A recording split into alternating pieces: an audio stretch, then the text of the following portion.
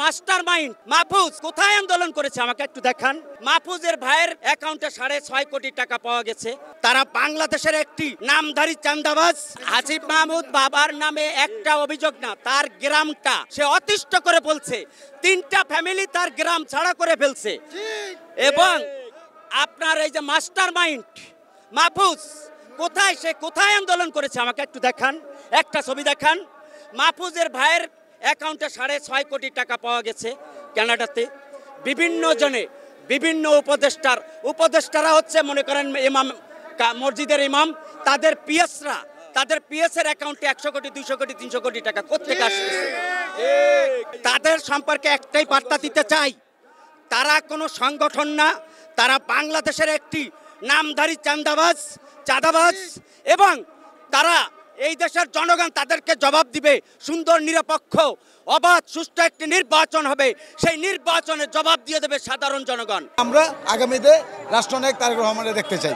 শিবির এমনকি জামাত, ওরা যেটা বলছে সেটা ইম্পসিবল, কিন্তু এটা সম্ভব না। আমাদের সংগঠন কখনো এই ধরনের কাজ বিগত 17 বছরও করে নাই, এর আগেও করে নাই।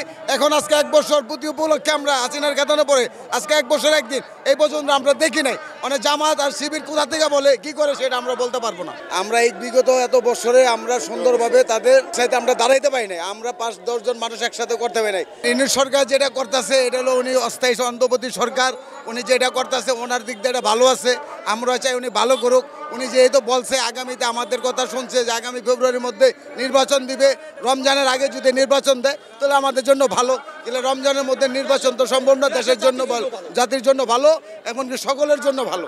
স্যার যেটা করেছে সেটা মনে করেন তার ইখতিয়ারে যেটা আসলে সেটা করছে, কিন্তু আমাদের যদি সরকার গঠন আছে, আমাদের অ্যাক্টিং চেয়ারম্যান তারেক রহমান উনি ইনশাল্লাহ যা 31 দফা যে বাস্তবায়ন করার জন্য সেই 31 দফা বাস্তবায়ন করবে। প্লাস উনি আমাদের দেশ আগের মতন আর ফেসিবাদী যে হবে সেটা সে করতে দিবে না। আমরা ইনশাল্লাহ যদি ক্ষমতা আসি, তারেক রহমান সাহেবের নেতৃত্বে ইনশাল্লাহ যাদের দোষ করছে তাদের ইনশাল্লাহ বিচার এই বাংলার মাটিতে ইনশাল্লাহ হবে, এমনকি শেখ হাসিনার বিচার হবে। আওয়ামী লীগ আমলে তো স্বৈরা শাসন ছিল, দেখা গেছে সাধারণ যারা জনগণ, যারা ভোটার, তারা রাস্তায় আসতে পারে নাই।